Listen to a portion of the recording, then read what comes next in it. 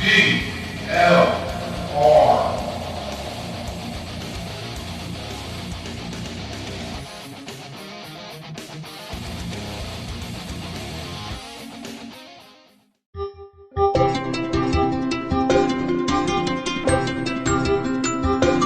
This show is produced by IJReview.com.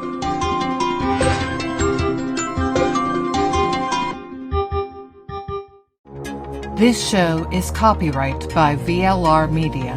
All opinions of panelists and guests are their own and may not reflect the opinion of VLR Media, the host, or anyone else. Let's be clear. Now let's be clear. Now let's be clear. There are no winners here. Now let's be clear. Now let's be clear. Now let's be clear. There are no winners here. Two minds are better than one.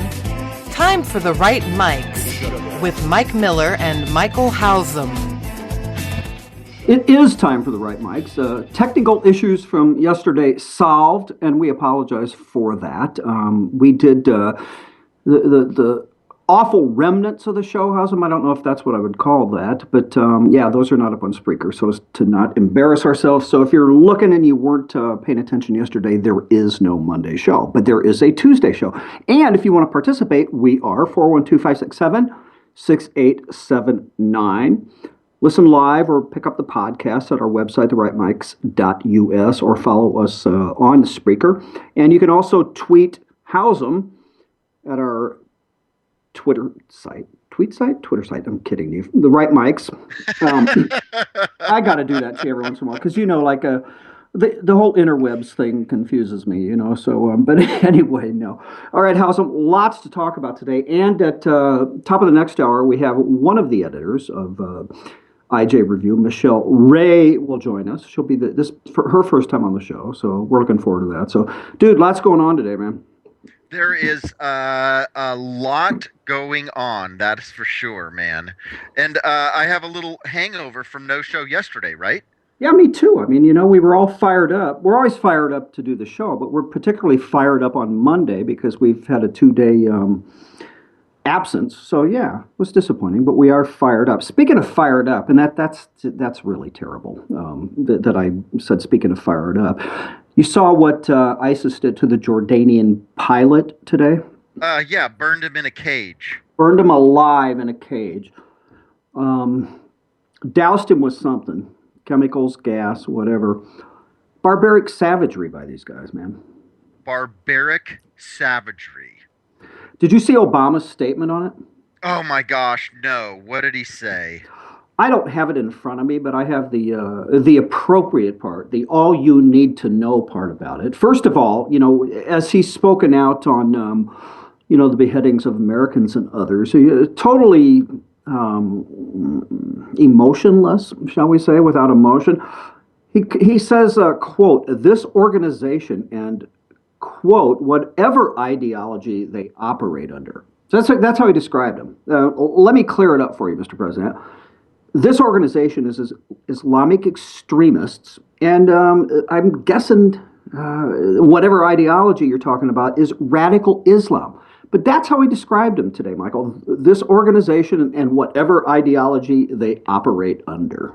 They can't possibly bring themselves to just restate what they themselves have said, which is, we're true Islam. Yeah, I mean, I was thinking about this the other day, along these same lines. His obstinance with refusing to say Islamic terrorists. It's it's not dissimilar if you think about it from the liberals' insistence on the term pro-choice. We know what that means. We know that means pro-abortion, and they get their panties in a wad and their hair on fire. Okay, I should stop the fire references, but every time you tell them that you mean pro-abortion. No, we mean pro-choice. But here's the deal, and I'm going to run contrary to the way I think you and I both feel about Obama and his obstinance. I'm just going to throw this out there. what difference does it make? I mean, to coin Hillary's phrase, whether they call it that or not. And you have a lot on the right, Fox News included, talking about forever why the Obama administration, refused to call it what it is, Islamic terrorists. But again, what difference does it make? They are who they are. They do what they do. And same thing with pro-choice. They can call it pro-choice.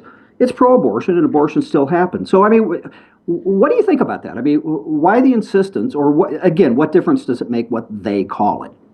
Well, it's, the parallel to me in terms of calling it would be the Westboro folks, right?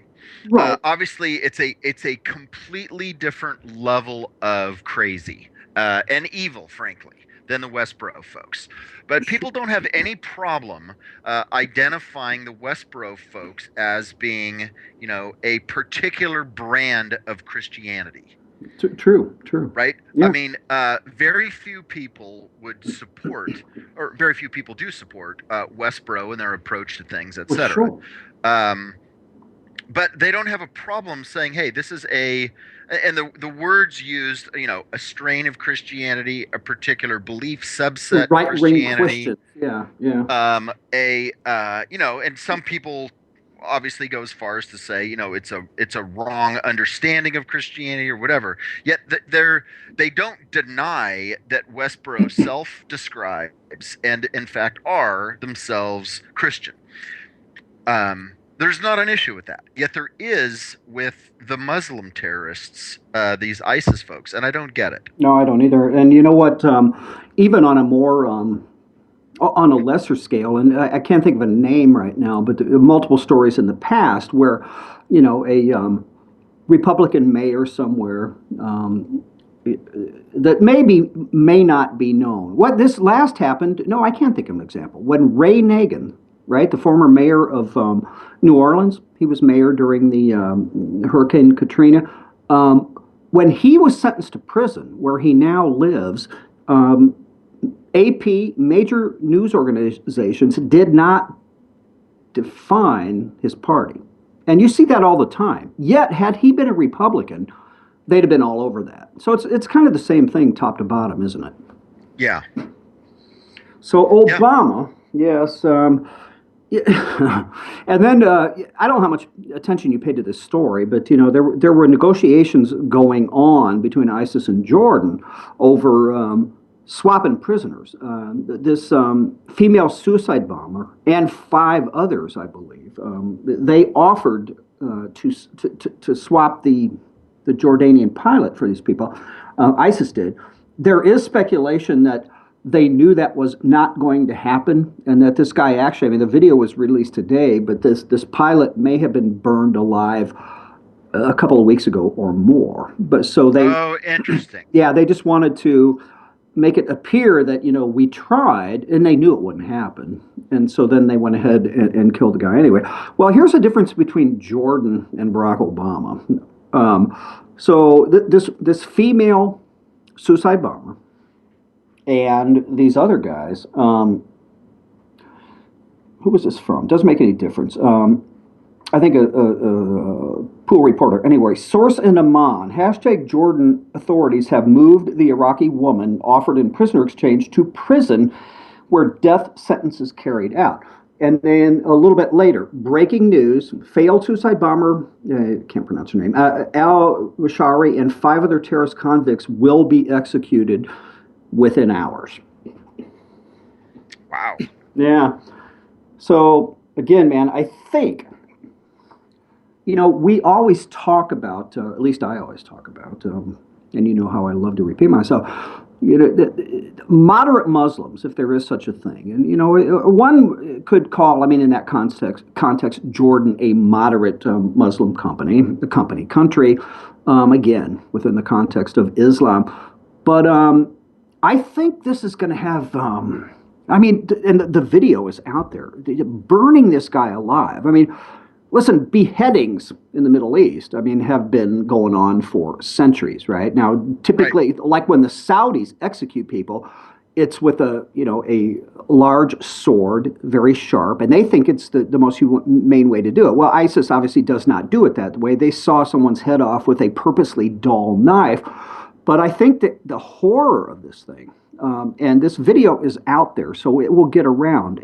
We may be surprised. This may wake some people up, or I don't know.